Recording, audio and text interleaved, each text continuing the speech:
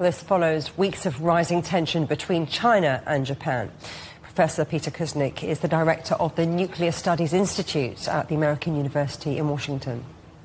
In the context of what's been going on, with Takaichi represents an extreme right-wing militarist hawk, and now she's been remilitarizing Japan, arming Japan. Japan now will reach 2% of GDP spent on its military, 2 years ahead of schedule. And it looks like they're gearing toward 3.5% of GDP spent on their military, which means that the Japan Peace Constitution that the United States helped draft right after World War II has now been relegated to the junk heap of history.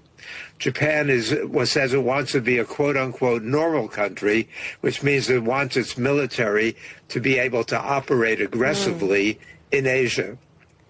That goes against the idea of the original peace constitution, which said a military should only be for defensive purposes and that Japan should not have any aggressive military operations. But now they changed that in 2015, and now they're expanding it further under the Takaichi government. So huge implications then for tensions in the region. And China's foreign ministry spokesperson, Lin Jian, said that all of this exposes the efforts of Japanese right-wing forces to attempt a revival of militarism, which is kind of what you're talking about. What's your historic perspective on that? Well, we just commemorated Pearl Harbor 2 weeks ago in the United States. And it's ironic to see Japan and Germany both being not only resuscitated, but the leading hawks on the two continents.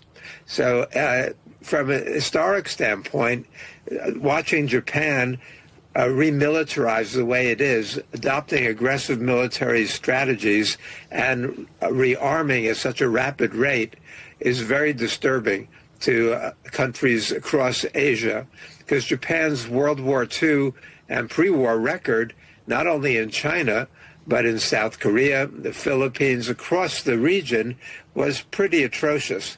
And so none of those countries really trust Japan.